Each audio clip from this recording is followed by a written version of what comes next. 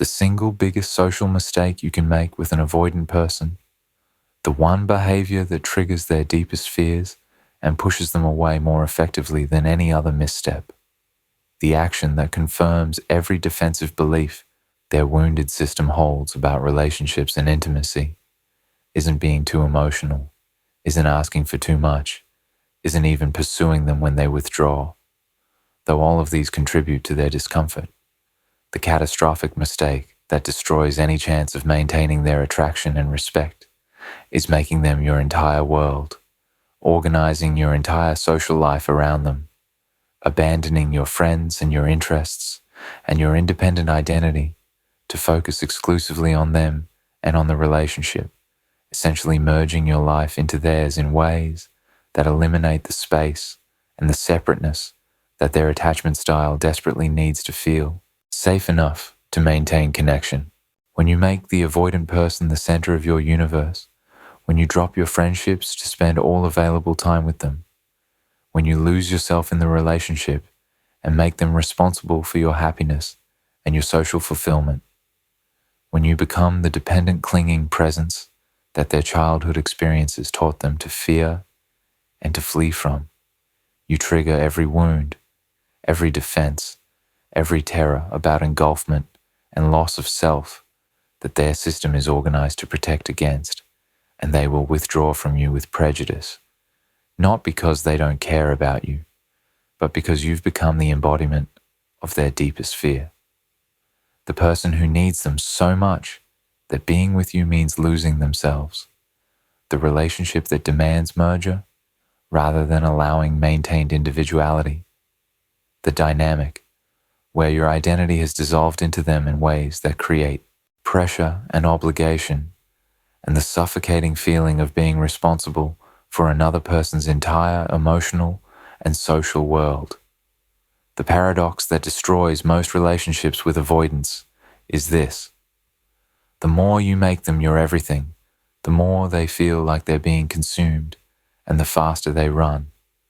The more you maintain your own full life, with your own friends and interests and identity separate from them, the safer they feel and the more they can actually lean into connection without terror of losing themselves in the process. Your wholeness is attractive to them. Your dependence is repulsive. Your full life makes you interesting and safe. Your empty life that revolves around them makes you threatening and desperate. And most people get this exactly backwards. They think showing the avoidant that they're their priority, that they're their whole world, will make the avoidant feel valued and important, when actually it makes the avoidant feel trapped and terrified and desperate to escape before they're completely consumed by your need for them. The exact social behavior that triggers their flight response and makes them withdraw permanently. The specific social mistake that pushes avoidance away manifests in concrete observable behaviors that signal to the avoidance defensive system that you're becoming the engulfing dependent presence they've organized their entire life to avoid. Understanding these specific behaviors reveals what triggers their flight response and their permanent withdrawal. The catastrophic mistake is dropping your friendships and your social life to make yourself maximally available to them whenever they want connection. Early in the relationship or in the dating phase, you had full life, active friendships, regular social plans, hobbies and interests you pursued, identity independent of any romantic relationship. But as you became more involved with the avoidant, you started canceling plans with friends to be available when they wanted to see you, declining social invitations because you hoped they'd want to spend time together, letting friendships deteriorate because all your social energy was directed toward them. This gradual elimination of your independent social life feels to you like prioritizing the relationship and demonstrating that they matter more than anyone else. But to the avoidant, it triggers alarm bells. They perceive you becoming dependent on them for social fulfillment, losing your independent life, making them responsible for your happiness and your social needs. This creates intense pressure. If you have no other social outlets, then your need for connection with them becomes more intense, more demanding, more essential to your well-being. This pressure triggers their flight response because pressure, dependence, and need are precisely what their system is designed to escape from. The catastrophic mistake is losing your independent identity and interests, becoming a person whose life revolves around them and the relationship rather than having your own center. You had hobbies, interests, goals, pursuits that were yours before you met them. But as relationship developed, these independent interests fell away. Your hobbies are abandoned or are only pursued when they're not available.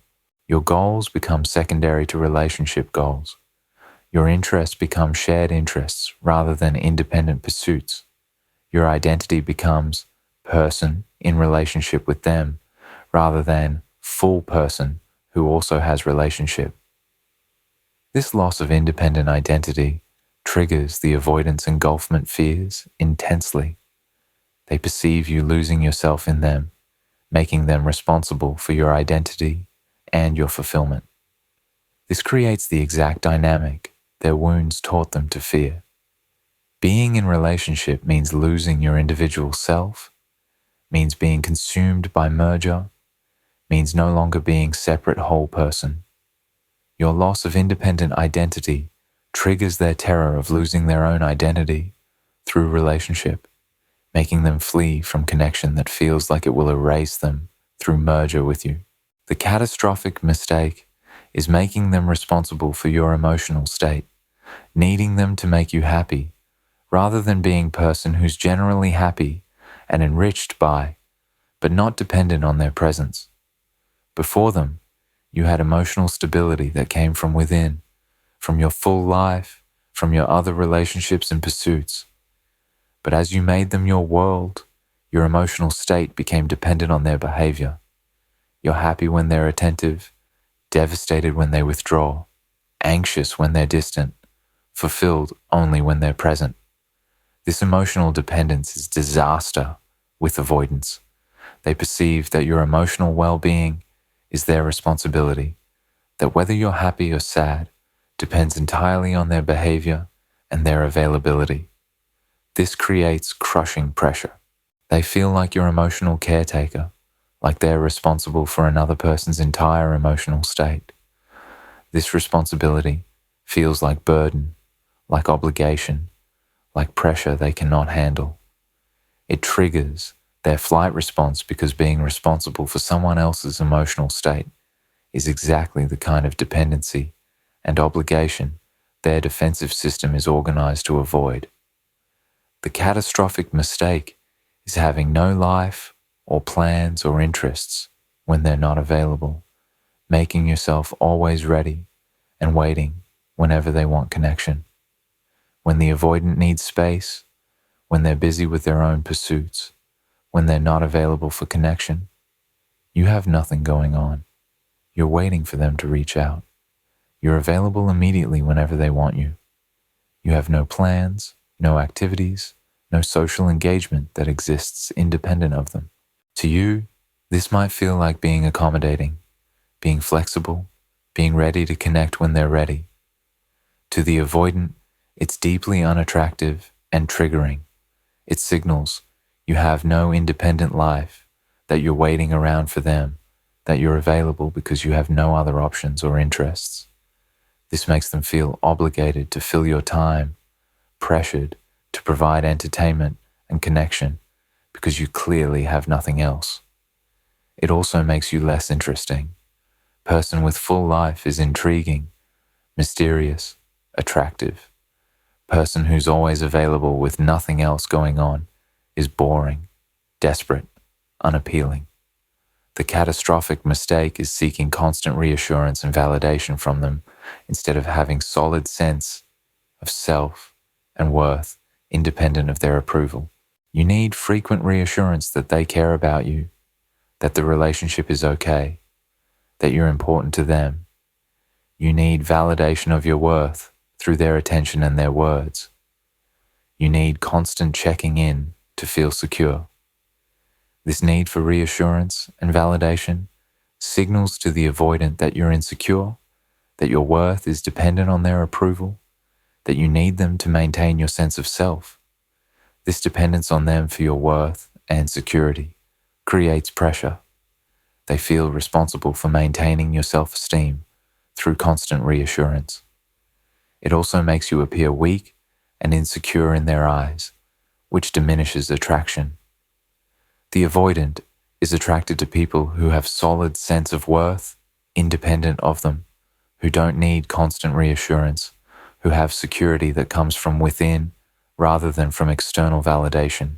The catastrophic mistake is making them the sole focus of your conversations and your attention, having nothing else to talk about except them and the relationship. Your conversations become entirely about the relationship, discussing where things are going, analyzing their behavior, talking about your feelings, processing every interaction. Or your conversations make them the center, talking about how much you miss them, how important they are, how they make you feel. You have nothing else to discuss because you have nothing else going on in your life. This is exhausting for the avoidant and triggers withdrawal. Conversations that are entirely relationship-focused or entirely focused on them create pressure and make the relationship feel heavy and demanding. It also makes you boring. Person with full life has interesting things to discuss from their experiences, their pursuits, their other relationships. Person whose life is empty, except for the avoidant, has nothing interesting to contribute except relationship analysis and focus on the avoidant, which quickly becomes tedious and pressure-filled. The catastrophic mistake is expressing possessiveness or jealousy when they spend time with friends or pursue interests without you, making them feel controlled. When the avoidant spends time with their friends, pursues their hobbies, has interests that don't include you, you respond with hurt, jealousy, questions about why you're not included, suggestions that they're prioritizing others over you, feelings that are communicated either directly or through your mood when they return from independent activities. This response triggers the avoidant's fear of being controlled and losing their freedom. They perceive you wanting to control their time, wanting to be included in everything, not respecting their need for independent activities and friendships. This makes them feel trapped, controlled, like being with you means losing their freedom to maintain independent life. This feeling of being controlled is primary trigger for avoidant flight response. They'll choose freedom over connection every time, and your possessiveness makes them feel they must choose. The catastrophic mistake is losing your own goals and ambitions to focus primarily on relationship goals and on being available for them whenever they want you. You had career ambitions, personal goals, things you were working toward before them, but as relationship developed, these goals became secondary. You're less focused on your career because you're focused on the relationship. You're not pursuing your ambitions with the same intensity because your energy goes to being available for them and for relationship. This loss of personal ambition and drive is unattractive to the avoidant and triggering to their fears. They're attracted to people who have their own direction, their own drive, their own goals that exist independent of the relationship. Person who loses their ambition to focus on relationship appears weak, dependent, like they need the relationship to have purpose because they've lost their own purpose. This makes them less attractive and also creates pressure. If you've made them your purpose, you're depending on them for meaning, which is burden the avoidant cannot handle. Why this mistake confirms their worst fears about relationships and intimacy. The social mistake of making the avoidant your entire world doesn't just make you less attractive. It confirms specific, deeply held fears about relationships and intimacy that drive the avoidant's defensive patterns. Understanding why this behavior validates their worst fears reveals the psychological mechanisms that make this mistake so catastrophically destructive. This mistake confirms their fear that intimacy means loss of self and that getting close to someone means being consumed and losing their identity. The avoidant's deepest fear about relationships is that intimacy requires merger, that being close to someone means losing boundaries between self and other, that love means being swallowed by the other person's needs and identity until their own identity is erased. This fear came from early experiences where boundaries weren't respected, where their individuality wasn't honored, where closeness felt like suffocation rather than connection. When you lose yourself in them, abandoning your friends, losing your interests, making them your entire identity, you provide perfect evidence that confirms this fear. You're demonstrating that getting close does mean loss of self, that intimacy does lead to merger, that relationships do result in one person being consumed by the other. This confirmation makes them certain they must maintain distance to preserve their identity, must keep you at arm's length to avoid the same fate you've experienced of losing yourself in the relationship. This mistake confirms their fear that people who love them become needy and dependent, validating their belief that love turns people into burdens. The avoidant believes, based on past experiences or observations, that people who love them become dependent, needy, clingy, demanding.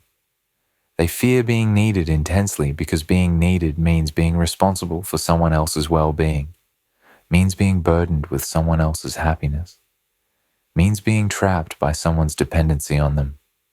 When you make them your entire world, when your happiness depends on them, when you have no independent life, you become exactly the needy, dependent person they feared you'd become.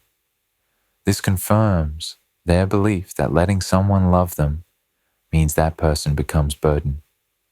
This confirmation makes them want to keep people at distance before dependency develops, makes them withdraw when they see signs of neediness, makes them believe that avoiding deep love is necessary strategy to avoid being burdened by others' dependency.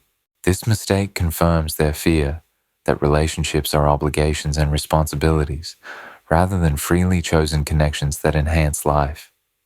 The avoidant wants relationships to feel like free choice, like enhancement to life that's already full, like option that makes life better but isn't essential to life functioning. They fear relationships that feel like obligation, like responsibility, like burden. When you make them your entire world, when your social and emotional well-being depends on them, relationship stops feeling like free choice and starts feeling like obligation. They feel responsible for your happiness, obligated to provide connection because you clearly have no other sources, burdened by your dependency. This confirmation that relationships do become obligations rather than remaining freely chosen connections makes them want to maintain distance that prevents obligation from developing, makes them resist commitment that would make obligation feel even heavier, makes them believe their defensive avoidance of intimacy is justified strategy to avoid burden they fear relationships inherently become. This mistake confirms their fear that they'll be blamed for your unhappiness because your well-being is entirely dependent on their behavior. The avoidant fears being blamed, fears being made responsible for others' feelings, fears being trapped in dynamic where they're viewed as causing others pain through their need for space or their limitations.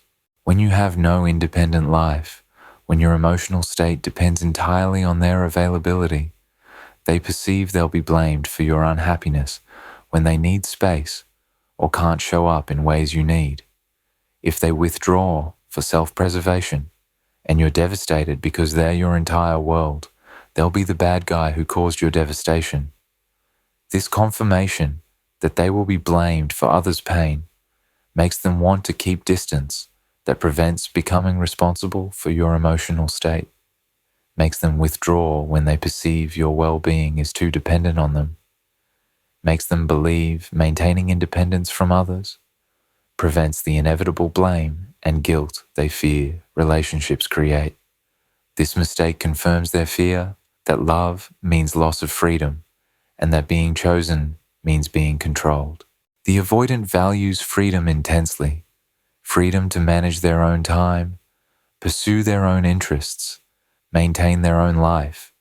They fear relationships will restrict this freedom, that being loved means being controlled, that commitment means loss of autonomy. When you express possessiveness about their independent activities, when you want to be included in everything, when you make them feel guilty about spending time away from you, you confirm this fear. You're demonstrating that loving someone does mean loss of freedom, that being in relationship does mean being controlled, that commitment does require sacrificing independence. This confirmation makes them resist deeper commitment, makes them maintain distance that protects their freedom, makes them believe their fear about relationships restricting freedom is accurate, and their defensive maintenance of independence is necessary self-protection. This mistake confirms their fear that they're inadequate and cannot meet others' needs, making relationships feel like setup for failure. The avoidant often feels inadequate. They know their capacity for emotional availability is limited. Know they cannot meet intense needs. Know they struggle with consistency. When you make them your entire world, when your needs are enormous because you have no other sources of fulfillment, you create situation where they know they'll fail. They cannot meet all your social and emotional needs. They don't have capacity for intensity your dependence requires. This setup for failure confirms their belief that they're inadequate, that relationships expose their insufficiency, that getting close to someone means disappointing them. This confirmation makes them want to keep distance where their inadequacy is less apparent, makes them withdraw when needs feel too large, makes them believe avoiding deep intimacy protects others from discovering their inadequacy and protects themselves from feeling like failures. This mistake confirms their fear that their authentic need for space and solitude will be interpreted as rejection rather than as legitimate need. The avoidant genuinely needs significant time alone, needs space to regulate, needs solitude to function well. They fear this need will be misunderstood as rejection, will hurt others, will be interpreted as not caring. When you have no independent life, when their need for space devastates you because you have nothing else, you confirm this fear. Your hurt response to their need for space proves that their authentic need will be interpreted as rejection, that taking time for themselves means hurting you, that their nature is incompatible with relationship. This confirmation makes them feel defective, makes them believe relationships require them to suppress authentic needs, makes them choose solitude over relationship rather than finding relationship that honors their need for space, because you've proven that at least you cannot honor this need without being hurt by it. This mistake confirms their belief that they were right to avoid vulnerability and that opening up leads to being consumed.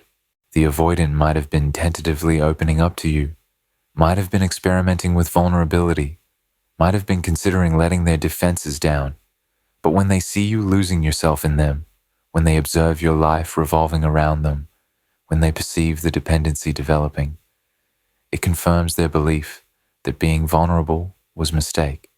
You're proving that opening up leads to being consumed, that showing someone who you are leads to them losing themselves in you and creating dependency that's burden. This confirmation makes them close back down, makes them regret whatever vulnerability they showed, makes them retreat behind defenses that now seem justified and necessary to prevent the consumption they're witnessing you experience by making them your entire world. How to recognize when you're making this mistake before it destroys the connection. Recognizing when you're making the catastrophic mistake of losing yourself in the avoidant requires specific self-awareness about your behavior patterns and about the subtle shifts that indicate you're abandoning your independent life.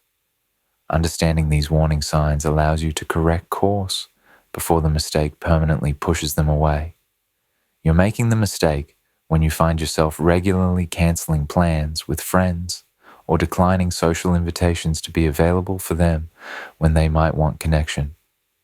The warning sign is in your behavior around your friendships and social life. Notice when you receive invitation from friend or have standing social plans, and your immediate thought is, but what if the avoidant wants to see me that day?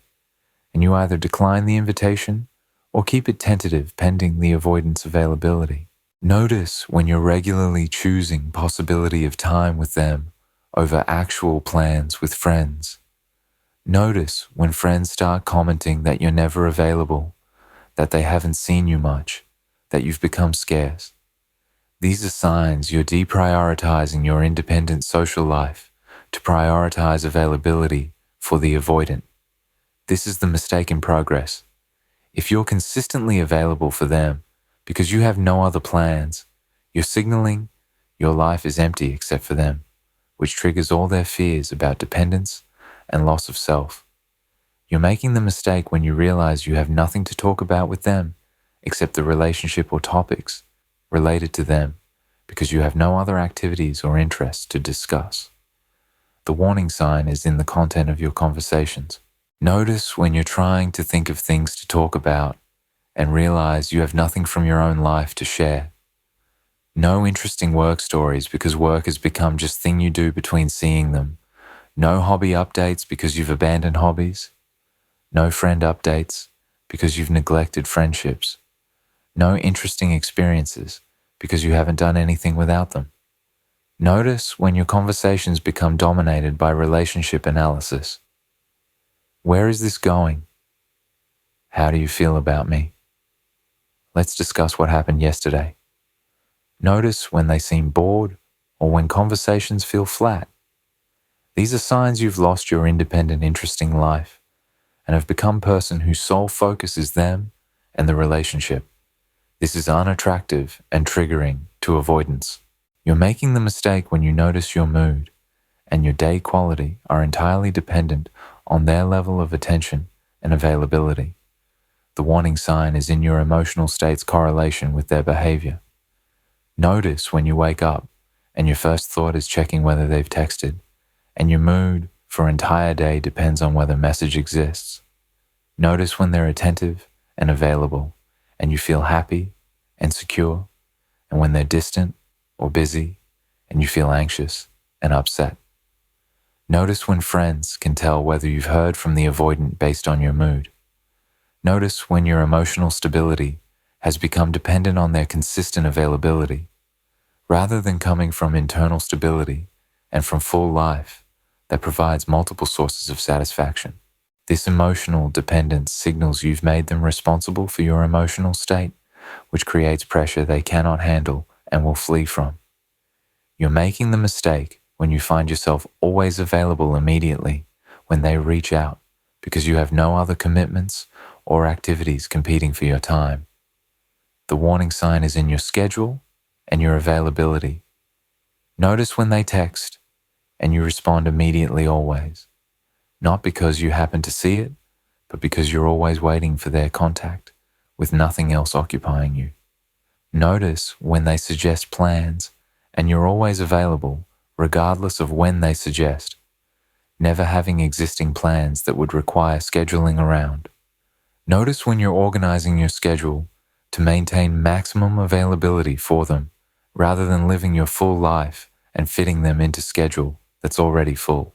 This constant availability signals emptiness of your life and makes you appear desperate and uninteresting, while also creating pressure because they perceive your availability is dependent on them filling your time. You're making the mistake when you notice jealousy or hurt feelings emerging when they spend time with friends or pursue interests without including you. The warning sign is in your emotional response to their independent activities. Notice when they mention plans with friends and your immediate feeling is hurt that you're not included or jealousy that they're prioritizing others. Notice when they pursue hobby without you and you feel left out or neglected.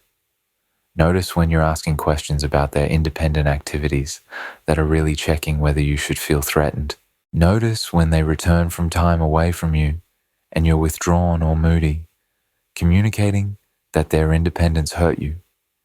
These feelings and behaviors signal you're developing possessiveness and wanting to control their time, which triggers avoidance fears about loss of freedom intensely.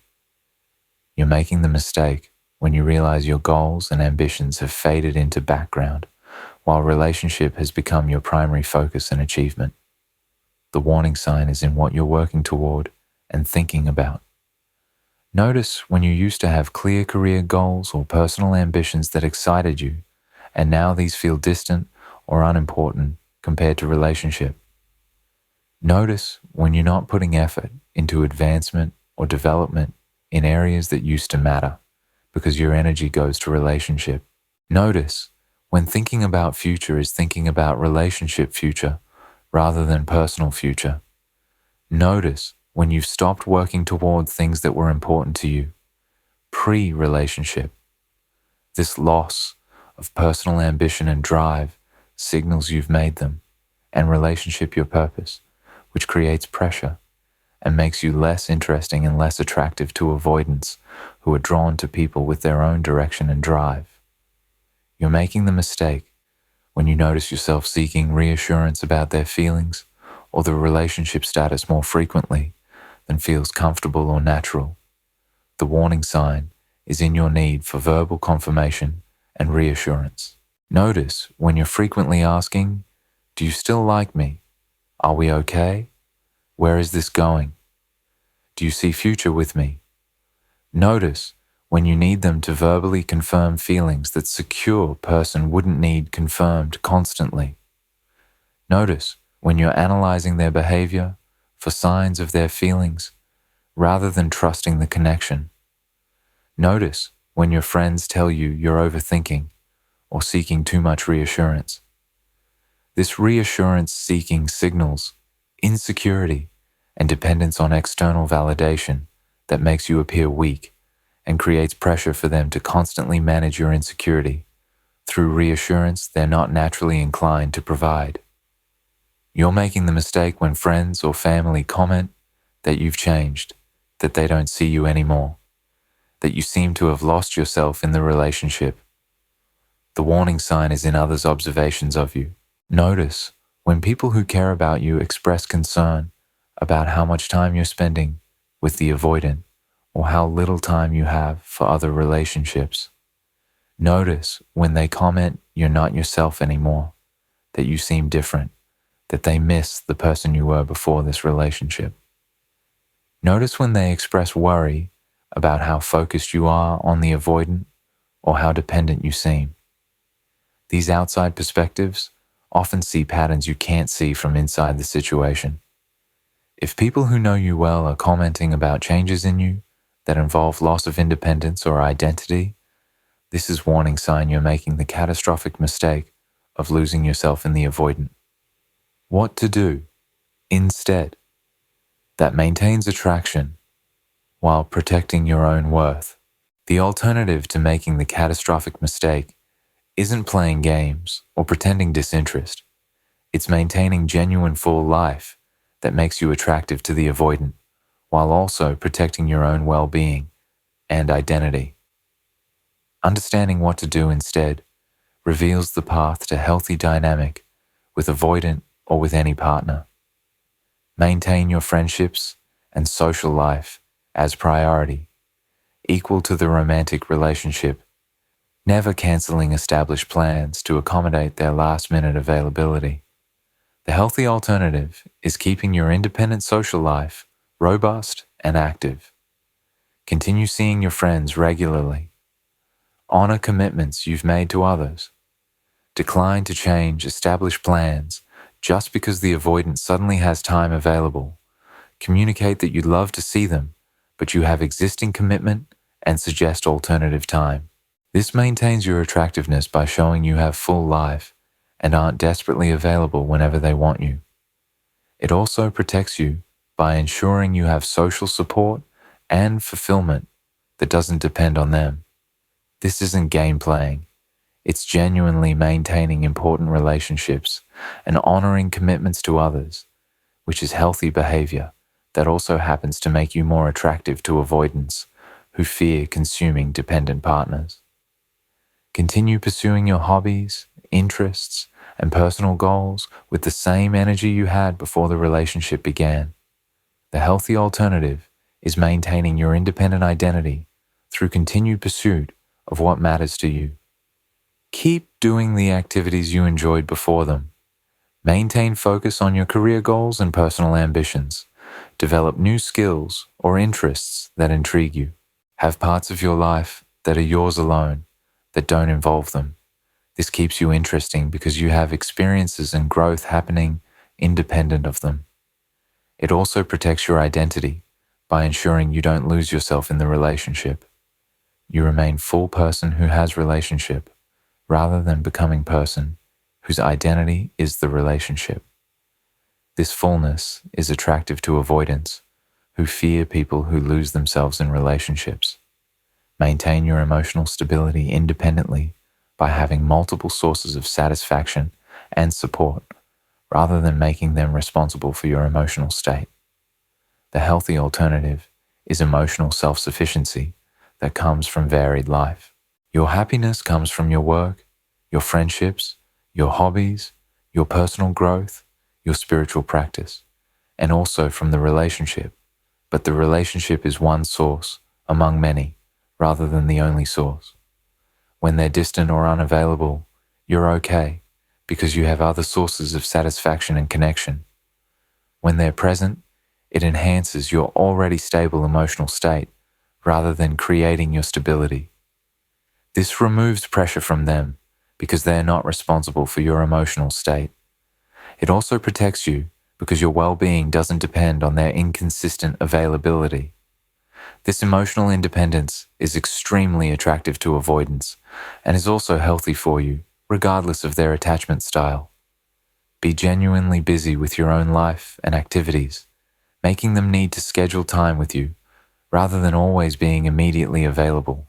The healthy alternative is living full life that naturally creates scheduling complexity. You have work commitments, social plans, hobby activities, personal projects that fill your time. When they want to see you, sometimes you're available and sometimes you're not, because you have other things going on. This requires them to plan ahead, to prioritize time with you, to value your time as limited resource.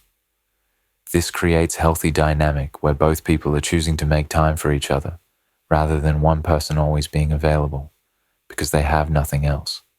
This scarcity of your availability increases your value, while also ensuring you're living full, satisfying life, independent of them. Respect and support their independent activities and friendships without expressing possessiveness or hurt when they pursue interests without you. The healthy alternative is genuine respect for their autonomy and independence. When they spend time with friends, you're supportive and happy for them. When they pursue hobbies without you, you're interested in hearing about it, but not hurt about exclusion. You have secure understanding that healthy relationships include independent activities, and that their need for time with others or alone isn't rejection of you. This respect for their independence makes them feel safe with you. You're not controlling, not possessive, not threatened by their autonomy. This safety allows them to get closer without fear of losing their freedom. It also protects you from unhealthy possessiveness and jealousy that would damage your own peace in the relationship.